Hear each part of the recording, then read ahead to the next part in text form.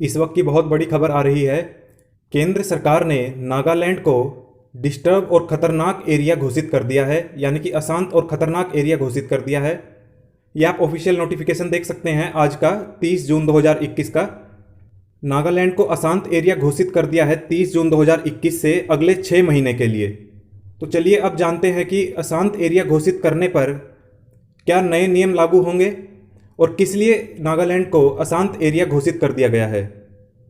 The entire Nagaland has today been declared a disturbed area for 6 more months by the central government, enabling the continuation of the controversial AFSPA, which empowers security forces to conduct operations anywhere and arrest anyone without any prior warrant।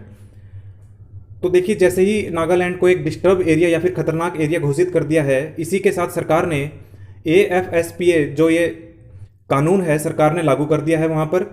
और इस कानून से होता क्या है, empower security forces जो armed forces हैं उन्हें ये शक्ति प्रदान करता है ये कानून कि किसी को भी बिना वारंट के वहाँ पर अरेस्ट किया जा सकता है। और ये कानून क्या है, the armed forces special powers act यानी कि AFSPA has been in force in Nagaland for several decades.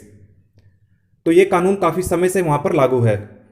अब जानते हैं कि ऐसा क्या हो गया वहाँ पर कि सरकार को अशांत एरिया घोषित करना पड़ गया नागालैंड को।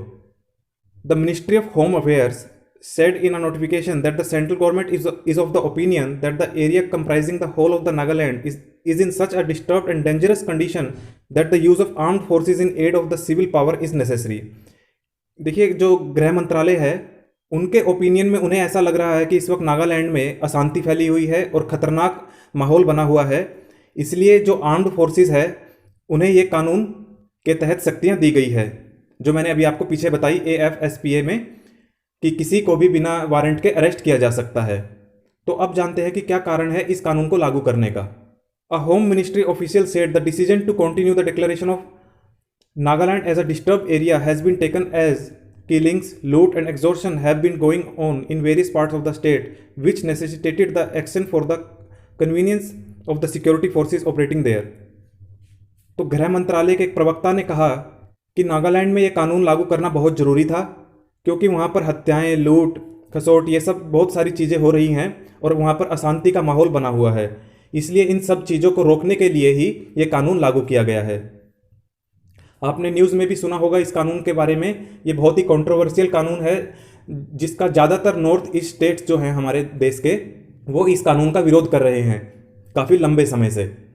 लेकिन वहीं केंद्र सरकार का कहना है कि इस कानून की बहुत ज़्यादा ज़रूरत है नॉर्थ ईस्ट स्टेट्स में, क्योंकि वहाँ पर अशांति का माहौल बना हुआ है जैसा कि नागालैंड में हो रहा है। तो आप सबका क्या कहना है सरकार के इस कदम पर, आप अपनी राय हमें कमेंट बॉक्स में दे सकते हैं।